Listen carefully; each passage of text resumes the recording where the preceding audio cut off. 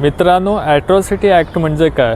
तर अनुसूचित जाती व अनुसूचित जमाती अत्याचार प्रतिबंधक अधिनियम 1989. या कायद्याचा अर्थ असा होतो की अनुसूचित जाती व अनुसूचित जमाती या घटकांवर होणारा सामाजिक अन्याय, अपमान, शारीरिक हिंसा, सामाजिक बहिष्कार या घटकांपासून संरक्षण मिळवण्यासाठी हा कायदा अंमलात आला. ज्यावेळी भारताला स्वातंत्र्य मिळाले त्यावेळी देखील अनुसूचित जाती व अनुसूचित जमातीवरील घटकावरील अत्याचार कमी होत नव्हते.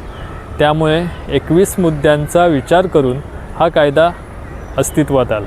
ST-NT समाजावरती होत असलेल्या अन्यायाला प्रतिबंध करण्यासाठी हा कायदा 1989मध्ये करण्यात आला. यामध्ये जातीवाचक शिवीगाळ करणे, मारहाण करणे, जमीन बळकावणे, मंदिरात प्रवेश नाकारणे, बलात्कार, शारीरिक हिंसा, लैंगिक शोषण, एखाद्याला खोट्या गुन्ह्यात अडकवणे अशा गुन्ह्यांना ॲट्रॉसिटी गुन्हा म्हणून ओळखले जाते. कायद्याचा उद्देश काय? तर अनुसूचित जाती व अनुसूचित जमातीवरील अत्याचार रोखणे, सामाजिक समानता व न्याय देणे, पीडितांना संरक्षण, सन्मान व मदत देणे. ॲट्रॉसिटी कायद्यामध्ये पोलिसांनी तक्रार नोंदवणे बंधनकारक आहे. FIR थेट घ्यावी लागते. दोषी आढळल्यास शिक्षा होते. या कायद्याअंतर्गत 6 महिन्यापासून आजीवन कारावासापर्यंत शिक्षा होऊ शकते. या कायद्यात त्वरित अटक होऊ शकते. तसेच या कायद्यातील सर्व गुन्हे नॉन बेलेबल ऑफेन्समध्ये गणले जातात. या गुन्ह्यात जामिनावर सोडता येत नाही.